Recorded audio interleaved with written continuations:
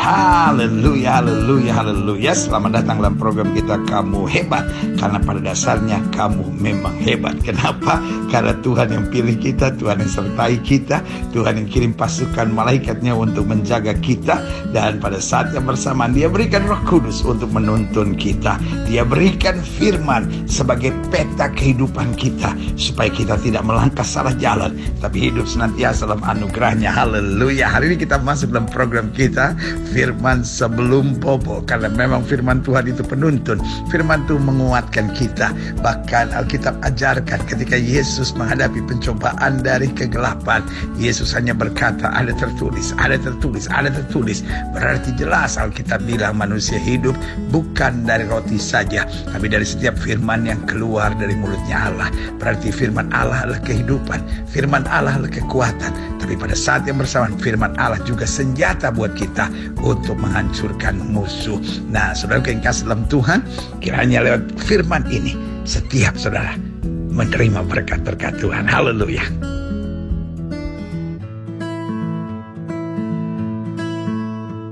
Haleluya, haleluya, haleluya. Yesus kita dahsyat, Yesus kita luar biasa, Yesus Tuhan yang selalu menyediakan yang terbaik buat kita. Yang setuju sama saya katakan amin.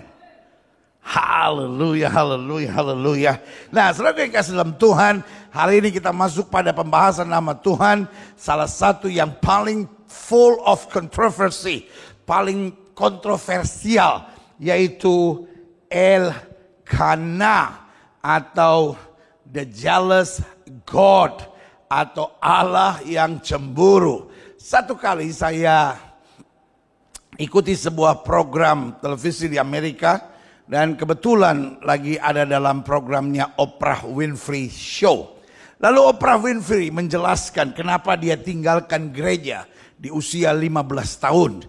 Dia tinggalkan gereja di usia 15 tahun. Dia bilang, saya tidak pernah tinggalkan Tuhan, tetapi saya tinggalkan gereja. Kenapa saya tinggalkan gereja? Dia bilang, karena di usia 15 tahun Oprah Winfrey bercerita bahwa dia hadir di sebuah kebaktian. Lalu kemudian dia mendengar sebuah khotbah, dan khotbahnya adalah bahwa Allah itu adalah Allah yang cemburu. Dan saudara yang kasih dalam Tuhan, lalu dia bercerita bahwa hatinya kecewa mendengar itu. Kenapa Allah yang menurutnya adalah Allah yang sempurna, kenapa memiliki sifat yang tidak sempurna? Nah, saudara yang kasih dalam Tuhan, dia bilang begini, I know, must be God is good. Saya tahu Tuhan itu baik. Hanya kadang-kala mungkin para pendeta menerjemahkannya secara keliru, sehingga mengungkap hal-hal yang justru mengecewakan jemaatnya. Lalu saya tanya sama orang yang lebih dewasa menurut saya di sekitar saya, yaitu majelis gerejanya. Lalu ketika lihat mungkin hanya seorang teenager datang kepada majelisnya lalu bertanya, kenapa Allah cemburu seperti itu? Lalu majelisnya hanya berkata, terima saja, itu firman Tuhan. Dia sangat kecewa dan dia bilang, mulai hari itu saya tidak pernah masuk gereja lagi. Saudaraku yang kasih dalam Tuhan, yang saya mau ingatkan buat saudara, dia memang Allah yang cemburu. Sama-sama bilang sama saya, dia Allah yang cemburu. Sama-sama bilang sama saya, dia Allah yang cemburu. Sekarang bilang sama sebelah saudara, tapi cemburuannya gak kayak lu gitu. Amin. Dia memang Allah yang cemburu. Tetapi everything about God is always different. Apapun tentang Allah selalu berbeda. Kenapa? Allah tidak pernah bisa disamakan dengan apa?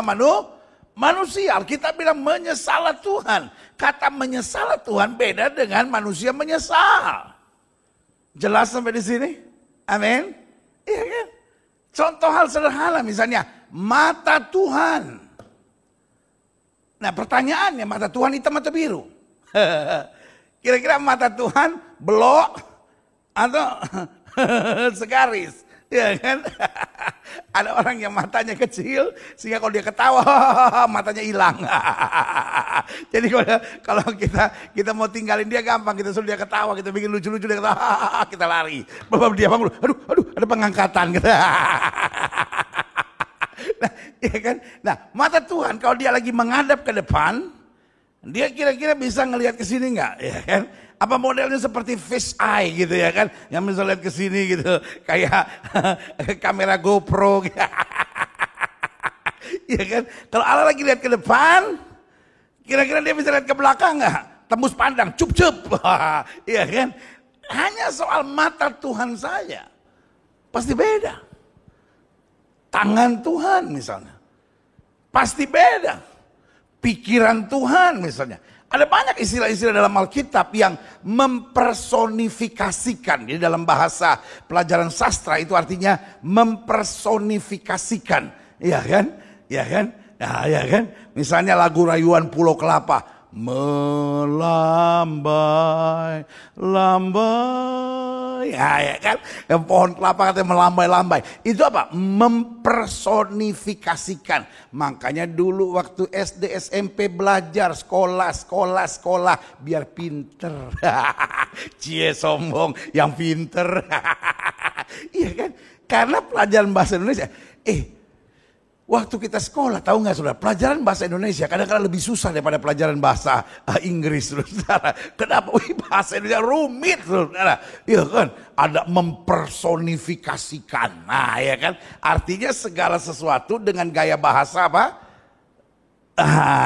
Memakai gaya manusia. Makanya nyiur itu melambai-lambai, ya kan? Padahal yang biasanya melambai-lambai adalah tangan, ya kan? Nah, saudara yang kasih dalam Tuhan, Allah terlalu mulia, Allah terlalu kudus, tidak bisa dijelaskan hanya dengan perkataan, karena perkataan manusia terbatas, tapi Allah tidak terbatas. Yang setuju sama saya katakan amin.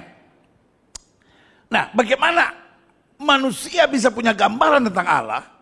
Maka Allah dipersonifikasikan. Supaya apa? Supaya manusia punya sedikit gambaran yang belum sempurna tapi menuju pada kesempurnaan. Itulah kira-kira tentang kecemburuan. Nah, ini yang kita mau belajar hari ini. Elkanah, the jealous God, Allah yang cemburu.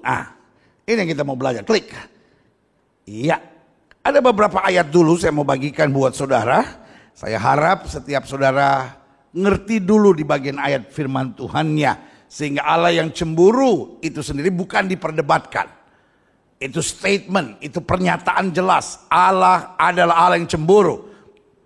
Dan bukan manusia mengungkapkannya. Ya kan? Manusia gak pernah mau mengakui kecemburuan. Coba iseng-iseng. Kalau istri saudara udah mulai terlalu ribet gitu.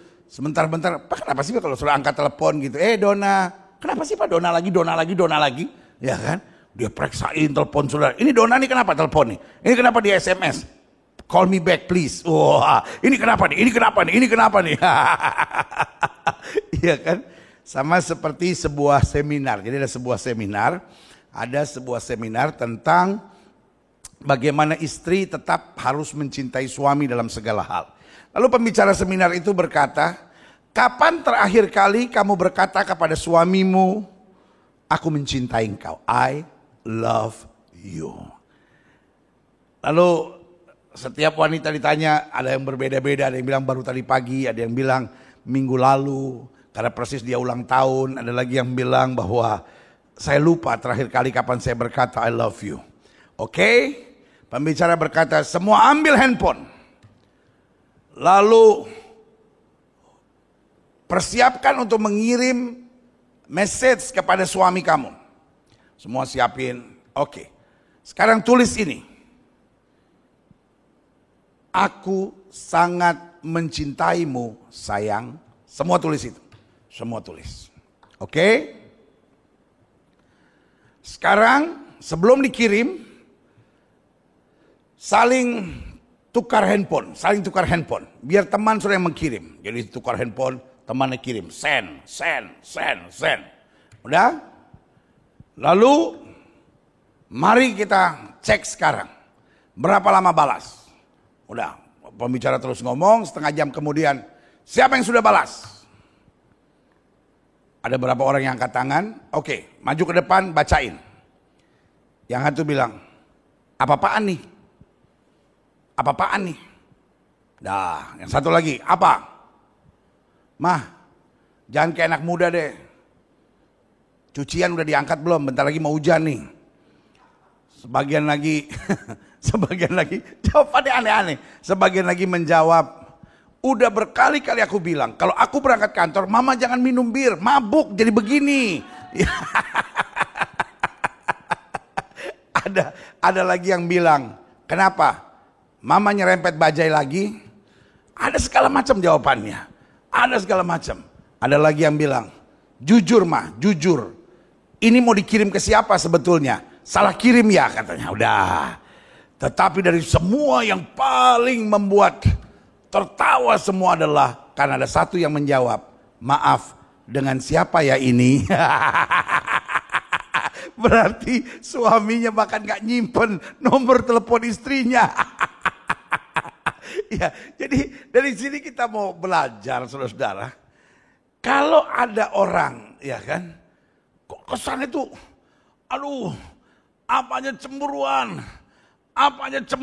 saudara-saudara. Ya kan? Nah, berarti kita harus punya sebuah tanda tanya khusus. Apakah cemburu dia ini menjadikan dia seperti Allah? Iya kan? Iya kan? Karena saudaraku, Allah kita adalah Allah yang cemburu. Tetapi kalau orang itu memang cemburuan banget, coba iseng-iseng saudara tanya sama dia. Mama cemburu ya sama Dona? Pasti apa jawabnya? Apa? Sama perek gitu kok. Cemburu. Najis. Pada dasarnya gak ada orang yang mengakui, yes, I am jealous. Ya, saya cemburu. Tetapi kalau sudah baca ayat-ayat ini, jelas. Bukan orang yang bilang, Tuhan cemburuan sih. No. Bukan orang yang bilang, God says himself. Artinya apa? He is proud to be a jealous God. Dia Allah yang bangga bahwa dia Allah yang jealous. Berarti, there is nothing negative inside of God about his jealousy. Berarti tidak ada sesuatu yang negatif di dalam diri Allah, di dalam kecemburuannya. Yang setuju sama saya bilang, Iya kan? Kita mulai dulu Keluaran 34 ayat 14. Sebab janganlah kau sujud menyembah kepada Allah lain. Karena Tuhan yang namanya apa? Elkana. Tuhan yang namanya cemburuan adalah apa? Elkana. Tuhan yang ada cemburuan adalah Allah yang apa? Cemburu. Ulangan 4 ayat 24. Sebab Tuhan Allahmu adalah apa? A consuming fire. Api yang apa? Menghanguskan. Allah yang apa? Cemburu. Elkana. Amin. Iya kan? Selanjutnya, lihat Nahum 1 ayat 2 sampai 3. Cari-cari dulu. Ini saya kasih waktu agak lama sedikit ya kan. Di Alkitab saya nggak ada kitab Nahum pendeta. Ada, baru kemarin saya taruh di Alkitab saudara. Iya kan? Nahum pasal 1 ayat 2 sampai 3. Tuhan itu apa? Allah yang cemburu dan pembalas. Tuhan itu pembalas dan penuh kehangatan apa? Amarah. Minggu lalu saya sudah kupas bahwa God is full of contradiction. Allah kita itu Allah yang penuh dengan kontradiksi. Di satu sisi dia Allah yang pengampun, tapi di sisi yang lain dia adalah Allah pembalas. Karena dia Allah yang begitu sempurna. Amin. Sehingga dia tahu kapan bertindak sebagai seorang pengampun, dia tahu kapan bertindak sebagai seorang yang tidak bisa dipermainkan. Amin. Tuhan itu Allah yang cemburu dan pembalas. Tuhan itu pembalas dan penuh kehangatan amarah. Tuhan itu pembalas kepada para lawannya dan apa? Pendendam kepada musuhnya. Tuhan itu panjang sabar dan besar kuasa. Loh, katanya dia pembalas. Katanya pembalas dengan penuh kehangatan amarah. Bahkan pendendam. Tapi pada ayat yang ketiga, Tuhan itu panjang sabar dan besar kuasa. Tetapi yang tidak sekali-sekali membebaskan dari hukuman, orang yang bersalah dijelaskan. Artinya apa? Buat orang yang bertobat minta ampun, dia adalah Allah yang panjang sabar. Tapi buat Allah yang buat mereka yang mengeraskan hati, dia adalah Allah yang apa? Tidak pernah membebaskan dari hukuman orang yang apa? Bersalah. Ia berjalan dalam puting beliung dan badai dan awan adalah apa? Debu kakinya. Klik. Aha. Berarti saya catat di sini salah satu nama Allah yang paling kontroversi adalah Allah yang cemburu. Ki Adonai Kena Shmo. Ki Adonai, sebab dia adalah Allah yang cemburu. Shmo itu nama, ya kan? Dari kata Shema, dari kata dengar, inilah nama Shmo. Ki itu sebab. Sebab Adonai karena Shmo. Namanya adalah cemburu. Tapi kalau kita berdoa Elkana itu masih enak. Tapi kalau kita berdoa ya cemburu, ya kan? Buat orang-orang yang bangga sama nama Allah harus Yehova, baca ayat ini. Namanya adalah cemburu. Berarti kalau kita panggil ya cemburu, gak usah istri yang datang, gak usah suami, Tuhan yang datang. Kembali saya katakan dari awal, relation to God, hubungan dengan Tuhan, nothing to do with your lips. Tetapi relation to God always to do with your heart. Makanya dalam kitab Yesaya dikatakan, bangsa ini memuliakan Tuhan dengan bibirnya, tapi hatinya menjauh daripadaku. Coba kalau saya ajar gereja GBI Global Fellowship Center mulai hari ini, kalau menyebut nama Tuhan jangan Allah, karena itu dewa sesembahan orang kafir seperti yang banyak orang bodoh ngomong. Tetapi mulai hari ini mari kita berdoa dengan memanggil nama Allah cemburu. Ya cemburu kami yang di sorga, dikuduskanlah namamu. Kacau gak itu saudara? Ya kan? Jelas Alkitab berkata, Ki Adonai Kana Shmo. Nama Tuhan kita adalah cemburu. Klik. Seringkali, kenapa saya bilang kontroversi? Karena seringkali kata cemburu memiliki konotasi yang negatif. Karena kita akibat sastra personifikasi tadi, jadi akhirnya kita punya pemikiran begini. Bahwa Allah cemburu itu sama seperti manusia cemburu. Manusia cemburu dasarnya apa? Parno. Hello? Kenapa manusia cemburu? Itu karena keparanoannya itu.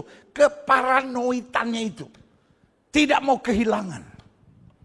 Betul? Jadi dasar kecemburuan manusia karena manusia tidak mau kehilangan.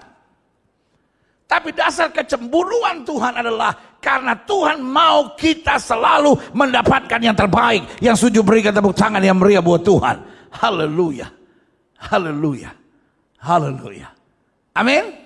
Jelas? Dasarnya saja sudah beda. Yang satu paranoid, takut kehilangan. Tapi yang satu karena Almighty-nya, karena kedahsyatannya, karena kasihnya, dia mau selalu yang terbaik buat kita. Setuju katakan amin. Jelas nggak sampai di sini? Amin. Nah, harap dibedakan. Apa yang dikenakan pada manusia berbeda dengan apa yang dikenakan Tuhan. Itu yang saya bilang. Karena ada gaya bahasa namanya personifikasi.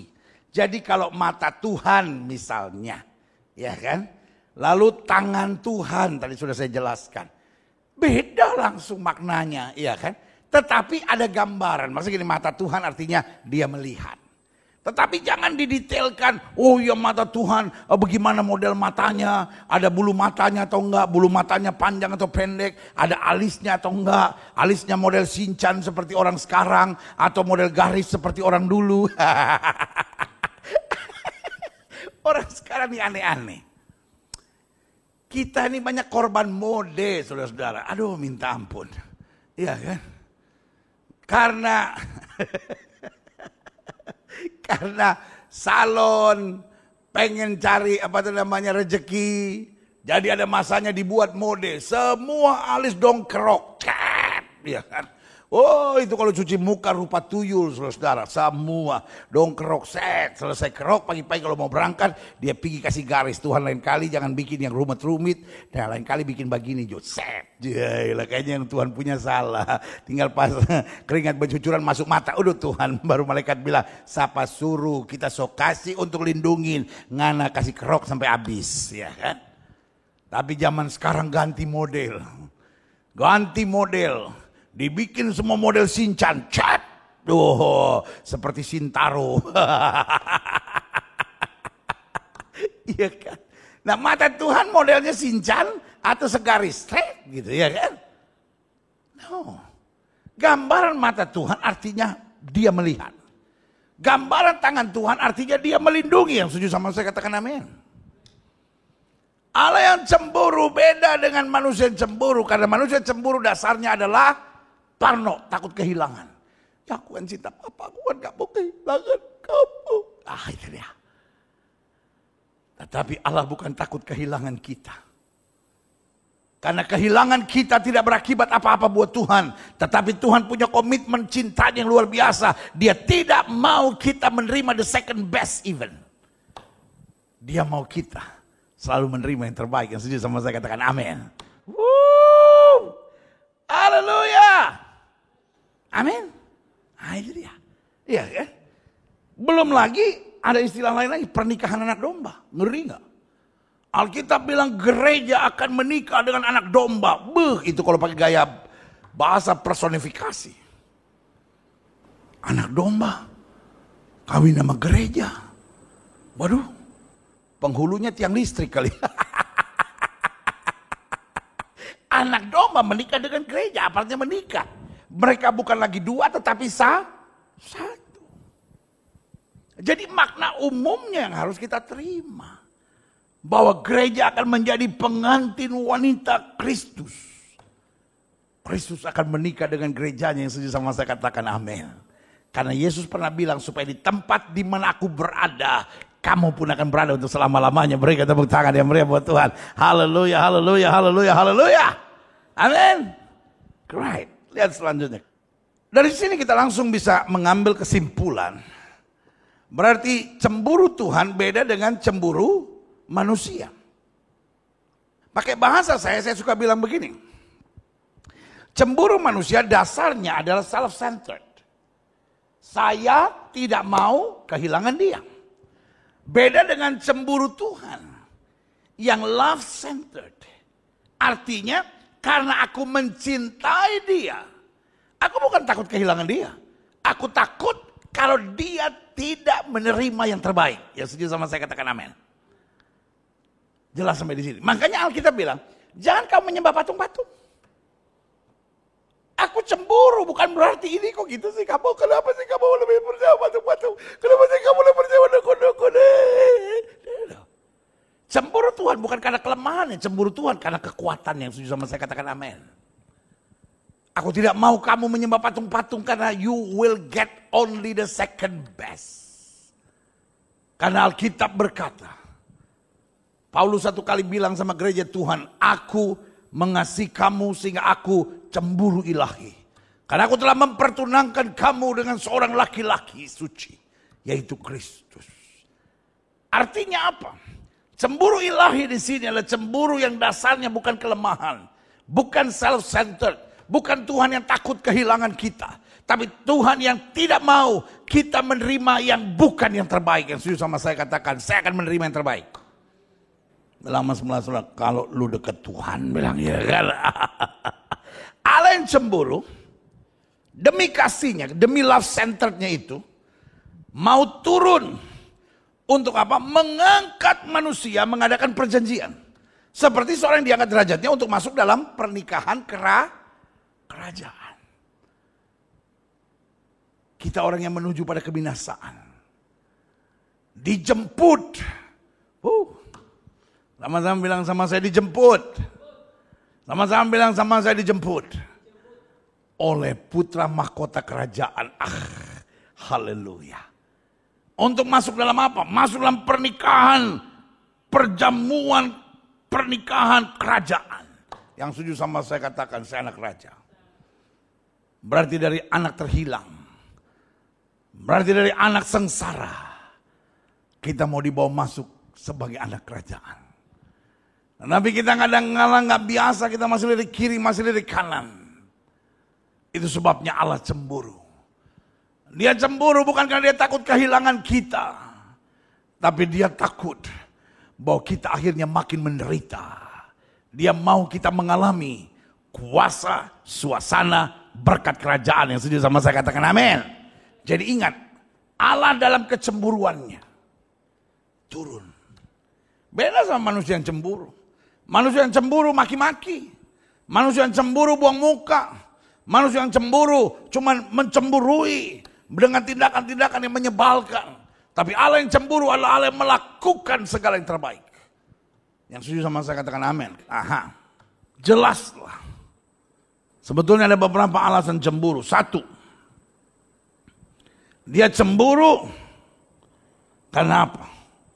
Yang pertama jelas, karena dia memahami segala kelemahan kita. Sama-sama bilang sama saya, dia tahu saya lemah. Dia tahu ketidaksetiaan kita. Dia tahu bahwa kita mudah terbujuk. Amin.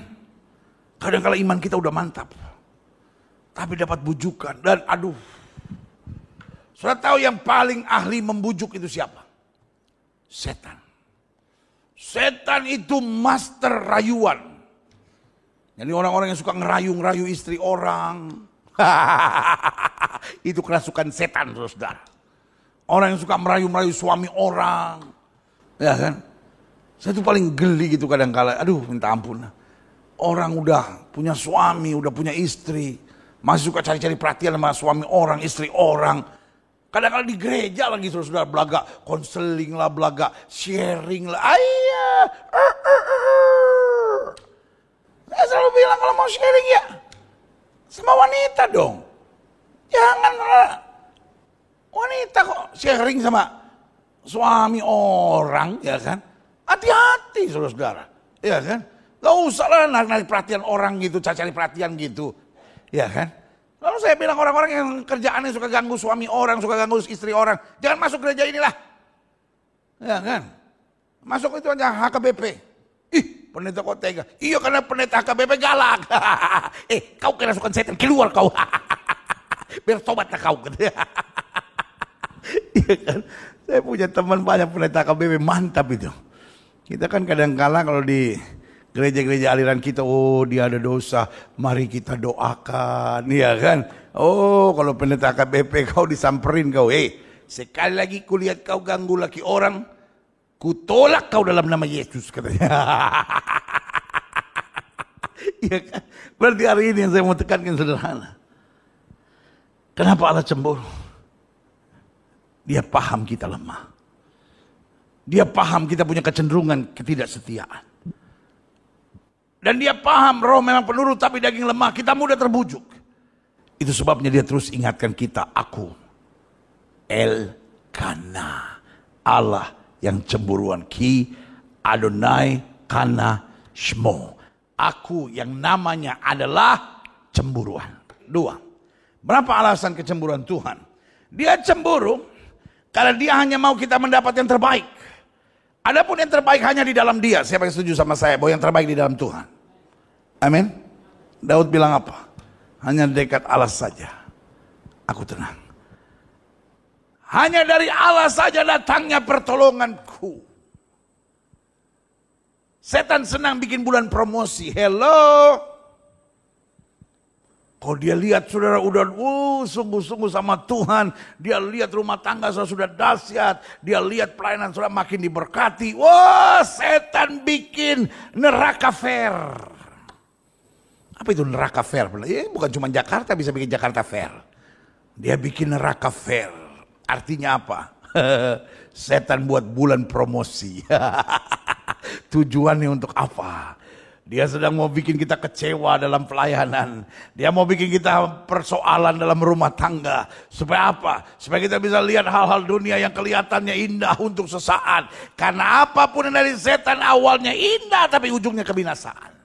Tetapi yang Yesus tawarkan ketika seorang berkata, aku mau mengikut engkau kemanapun kau pergi. Yesus bilang apa? Kalau engkau mau ikut aku, kamu harus pikul salib dan sangkal diri.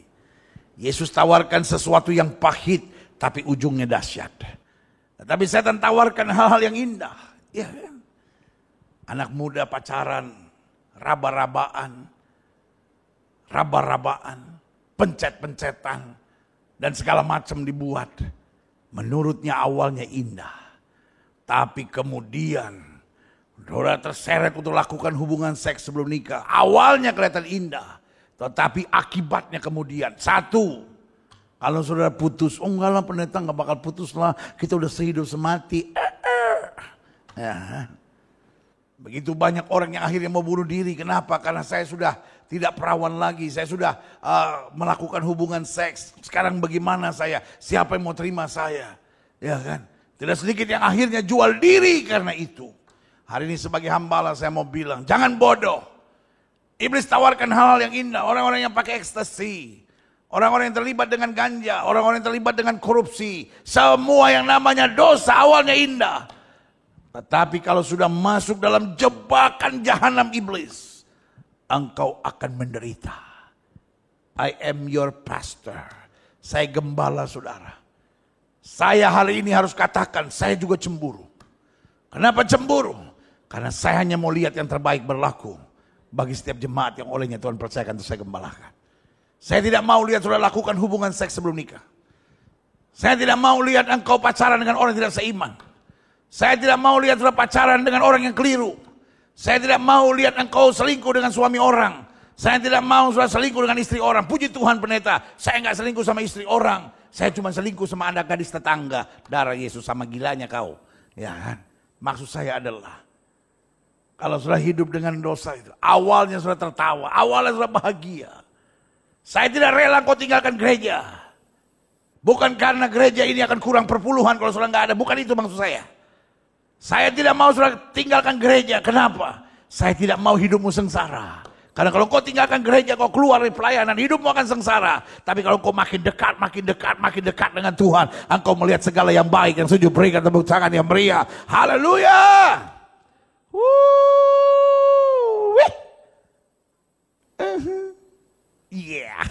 Yang ketiga, apa alasan cemburuan Tuhan? Dia cemburu karena dia tidak mau kita tertipu dengan segala penyamaran iblis. Alkitab berkata iblis menyamar sebagai malaikat terang. Iblis kalau datang, tidak datang dengan keberadaan sebagai iblis yang giginya gondrong, rambutnya gondrong, segalanya gondrong. Hey, I will drink your blood. No. Iblis bisa datang dengan gambaran dan janji-janji yang manis. Iblis bisa datang dengan tawaran-tawaran yang dahsyat dan indah. Tetapi izinkan saya mengingatkan. Iblis datang selalu memakai topeng-topeng kepalsuan penyamaran. Sebagai gembala saudara, saya hanya mau ingatkan, jangan tertipu. Jangan tertipu. Jangan tertipu. Kenapa orang terseret pada ajaran sesat? Karena tertipu. Kenapa orang terseret pada perselingkuhan? Karena tertipu. Kenapa orang terseret pada perzinahan? Karena tertipu. Kenapa banyak orang terlibat dengan obat terlarang? Dengan drugs, dengan ekstasi, dengan korupsi, dengan segala tawaran-tawaran dunia. Karena apa? Tertipu. Yesus tidak mau. Berkali-kali Yesus bilang apa? Anyahlah engkau iblis. Kenapa? Karena iblis datang sebagai malaikat terang. Hari ini sebagai gembala selesainya mau ingatkan buat saudara. Baca Alkitab dengan betul. Pelajari. Tiap hari gali firman. Sehingga orang yang menggali firman tidak bisa tertipu. Roh Tuhan di dalamnya akan terus membimbing dia. Untuk menuntun pada hal-hal yang dasar. Dan saya juga katakan amin. 4. Apa alasan kecemburuan? Dia cemburu. Karena hanya dia yang paling mengerti dan memahami kita. Untuk sementara dunia kelihatannya mengerti kita. Wah pendeta, kalau saya di gereja, Kadang-kadang gereja berat pendeta. Tapi kalau saya di diskotik, kalau saya ada sama teman-teman saya, wah kelihatannya indah, mereka mengerti saya. Itulah dunia. Awalnya mengerti, tapi kemudian menjerumuskan. Berbeda dengan Yesus Tuhan kita yang dahsyat. Dia memang latih kita. Yosua gagal. Dia menangis. Kelihatannya Tuhan gak mengerti dia. Diharapkan Tuhan mungkin elus-elus kepala dan bilang, udahlah Yos, tenanglah Yos, tenanglah. No. Tuhan bilang, bangun. Kenapa kau sujud demikian? Oh, Allah kelihatannya keras. Dia memang mendidik kita dengan keras. Tapi dia rancangkan hal-hal dahsyat di depan kita. Berikan tepuk tangan yang meriah buat Tuhan. Haleluya. Haleluya. Hari ini sama-sama bilang sama saya, hanya Yesus yang dapat mengerti dan memahami saya. Sekali lagi yang mantap, sama-sama bilang, hanya Yesus yang dapat mengerti dan memahami saya. Hanya Yesus yang dapat mengerti dan memahami saya. Berikan tepuk tangan yang meriah buat Tuhan. Haleluya, haleluya. Selanjutnya, berapa alasan kecemburuan yang kelima? Dia cemburu karena dia tidak bisa tidak peduli dengan kita. Tidak bisa tidak. Sama-sama bilang sama saya, tidak bisa tidak. Dia tidak bisa cuek sama kita. Dia tidak bisa tidak peduli. Dia tidak bisa acuh sama kita. Tidak bisa. Karena dia cemburu. Dia harus memberi perhatian. Dia harus menyatakan kasih. Makanya satu kali Alkitab bilang ini. Anak kesukaankah gerangan Efraim bagiku? Anak kesukaan atau anak kesayangan? Dalam Yeremia Tuhan sendiri bertanya, anak kesayangankah gerangan Efraim bagiku atau anak kesukaan? Tidak bisa tidak. Aku selalu mengasihinya. Tahukah saudara? Tidak bisa tidak. Tuhan selalu mengasihi saudara. Karena dia Allah yang cemburu. Apa bedanya anak kesayangan dan anak kesukaan? Anak kesayangan adalah anak yang apapun yang dia buat, mama dan papa menyetujuinya, itu anak kesayangan.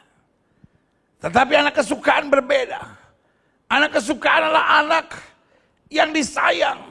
Karena memang anak ini tahu menyukakan hati mama dan papanya. Yang setuju sama saya katakan amin. Yesus mati buat kita. Pertanyaannya, apakah kita anak kesayangan atau anak kesukaan? Apakah kita puas hanya menerima cinta Tuhan, sementara kita lakukan hal-hal yang menyakitkan dan mengecewakan Tuhan?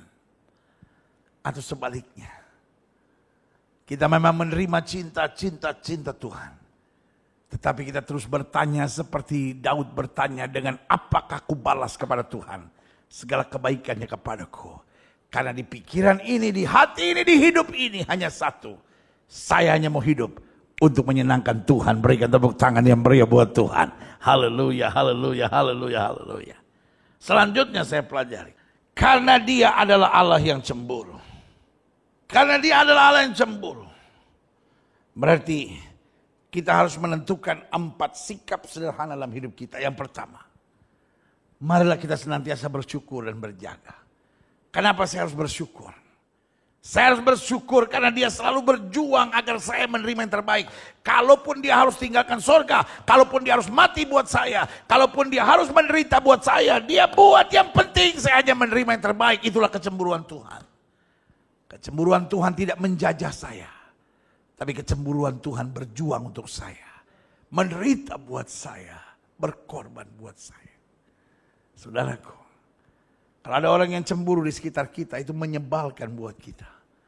Tetapi kalau saya tahu dan mengerti dengan betul apa artinya kecemburuan Tuhan, saya begitu bahagia. Kok ada orang yang begitu peduli dengan saya? Kok ada orang yang begitu mengasihi saya? Kok ada orang yang begitu bertanggung jawab buat saya? Tidak ada tidak, saya harus bisa bersyukur.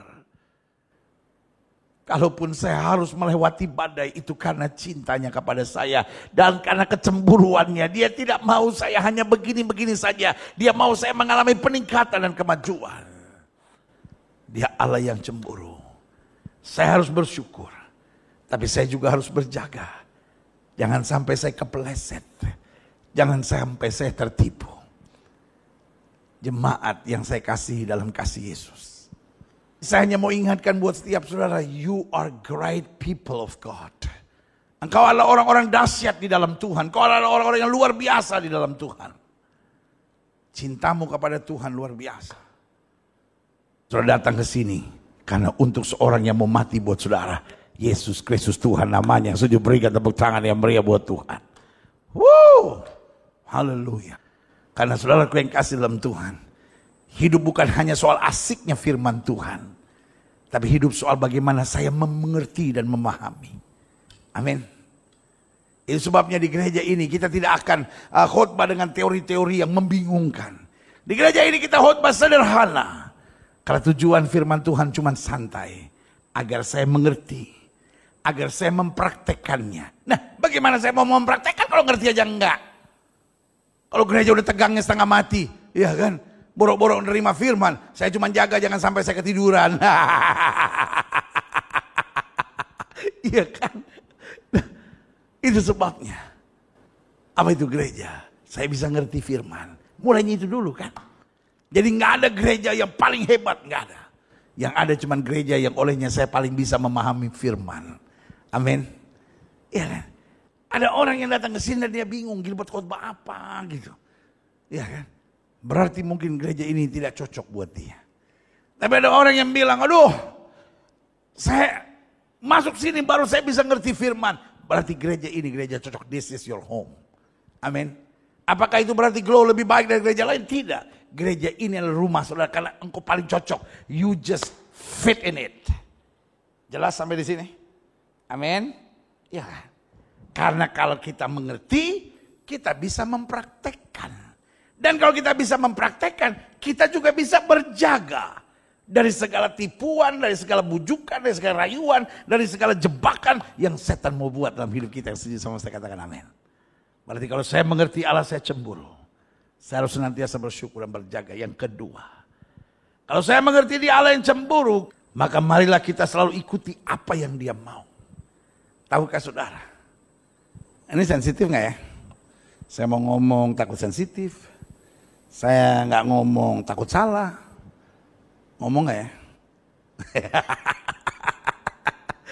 Saya mau ngomong takut sensitif. Saya gak ngomong takut salah. Ini seperti ibarat makan buah si malakama. Dimakan mati bapak, gak dimakan mati ibu. Ya udah terpaksa. Taruh di website aja deh. Dijual buah si malakama. Yang pengen bapaknya mati cepat atau ibunya mati cepat bisa membelinya. Zaman dulu buah si malakama terkenal. Ini seperti buah si malakama, dimakan mati bapak, nggak dimakan mati ibu. Kalau zaman sekarang lo ngomong begitu, banyak anak muda bilang, gue beli dong berapa sih harganya? Lo ada nggak buah si malakami? Apa itu buah si malakami? Kalau dimakan mati mertua, kalau nggak dimakan menantu yang mati. Iya kan? Jadi saya ngomong kan ya, ini sensitif nih misalnya. Gak apa-apa ngomong aja nih, ngomong aja ya, gini-gini. Misalnya suami saudara cemburuan. Saudara ikutin semua yang suami saudara mau, belum tentu bisa beres. Misalnya istri saudara cemburuan. Saudara ikutin semua yang istri saudara mau, tambah soe lagi hidup. Jadi DKI, dibawa ketek istri lu, ya kan? Lebih sengsara lagi saudara. Ada banyak suami yang pikir kalau saja istri saya lakukan semua yang saya mau pasti beres. Belum tentu pak. Lu aja belum tentu beres. Iya kan? Apa yang kita mau belum tentu bisa nuntun kita pada hal yang beres. Kalau ikutin semua yang istri sudah mau, mati kering lu. Iya kan? Baru sampai mall aja udah mesti gadein sepatu lu. Iya kan? Kalau semua yang dia mau sudah ikutin, dunia terbalik saudara.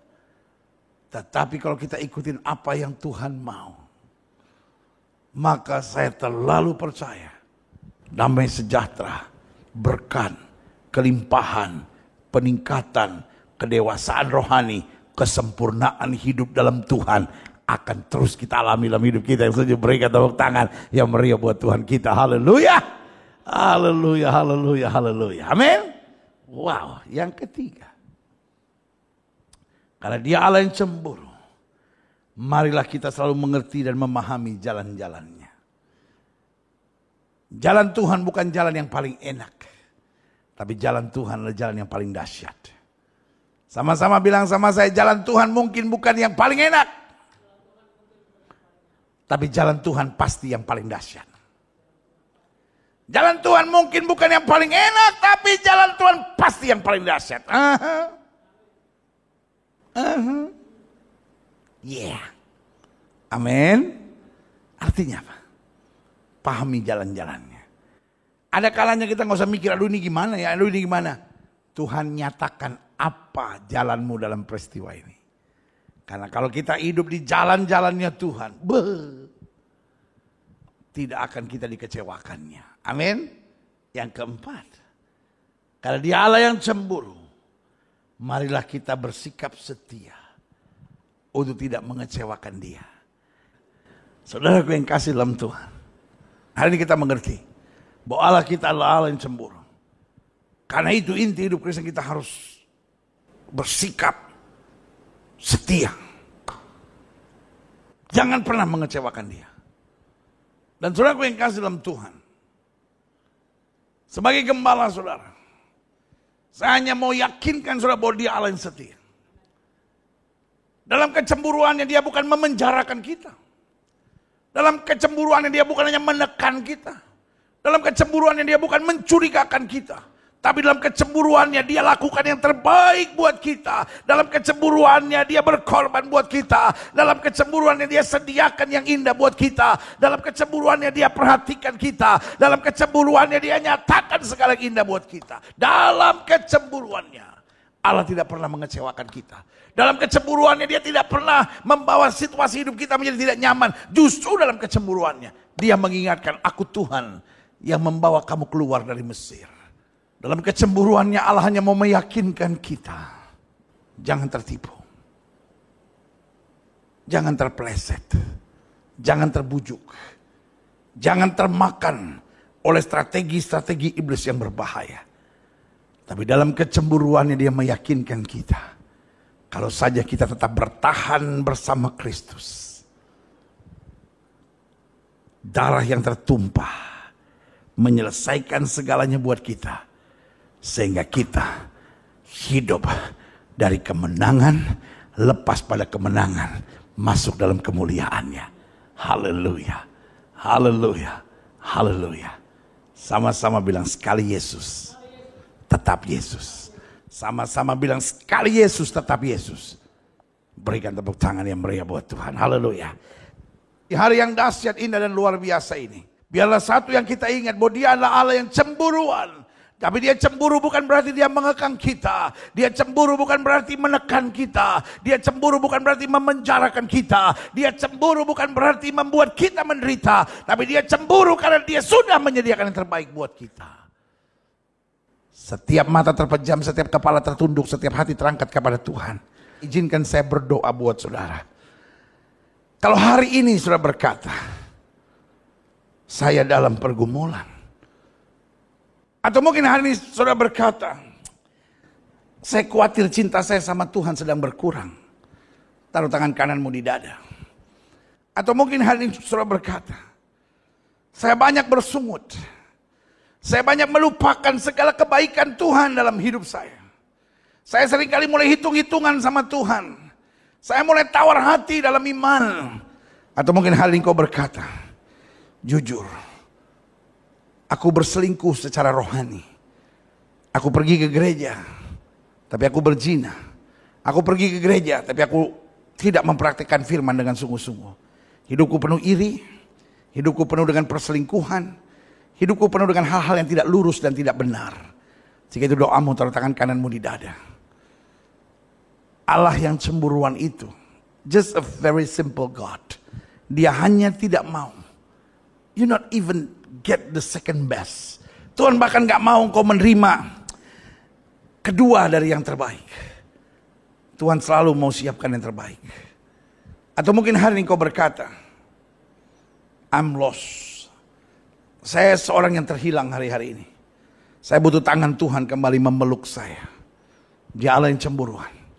Sehingga ketika engkau berbalik kepadanya, dia merangkul saudara dan menggendong saudara. Mungkin hari-hari ini hatimu sedang tawar dengan banyak hal. Taruh tangan kananmu di dada dan izinkan saya berdoa sekarang. Tuhan, hari ini kami belajar. Engkau Allah yang cemburuan. Artinya engkau selalu menyediakan yang terbaik buat kami. Itu sebabnya Bapa Hamba berdoa di dalam nama Yesus Tuhan jamah. Kasih karunia anugerah berkat Tuhan akan terus tercurah. Bapak lihat tangan-tangan yang terangkat. Bapak lihat hati yang terbuka. Hari ini kami mengerti. Cemburu Tuhan beda dengan cemburu manusia. Engkau yang cemburu bukan engkau yang mengekang kami. Engkau yang cemburu bukan engkau yang menekan kami. Engkau cemburu bukan engkau yang mencurigai kami. Engkau yang cemburu bukan engkau yang selalu merendahkan kami. Tapi engkau yang cemburu adalah engkau yang berkorban buat kami. Engkau yang menyertai kami. Engkau yang menyediakan yang terbaik buat kami. Dan engkau yang punya rancangan-rancangan dahsyat buat kami. Ampuni kami. Kalau selama ini kami tidak berada dekat dengan Tuhan. Ampuni kami kalau selama ini kami mudah terbujuk dan mudah terseret. Tapi mulai hari ini waktu kami dengar Elkana, Allah adalah Allah yang cemburuan. Biarlah kami sadar kami harus tetap dekat dengan Tuhan. Karena hanya dekat dengan Tuhan itulah jalan yang terbaik dalam hidup kami. Terima kasih Bapa, terima kasih. Bahkan yang sakit yang butuh mujizat Tuhan sembuhkan. Kami tahu sesuatu yang dahsyat mulai tersedia. Terima kasih Bapa. Terima kasih Bapa. Terima kasih Bapa. Jadikan hari ini hari yang spesial. Sambil setiap saudara mempersiapkan diri. Sambil setiap saudara naikkan doa. Kalau ada dendam, ada kepahitan, ada kecewa, ada ikatan dosa, bebaskan. Sehingga sungguh hari ini kau menerima segala yang dahsyat dari Tuhan. Sesuatu yang baru akan Tuhan sediakan buat kita. Haleluya. Haleluya. Haleluya. Haleluya.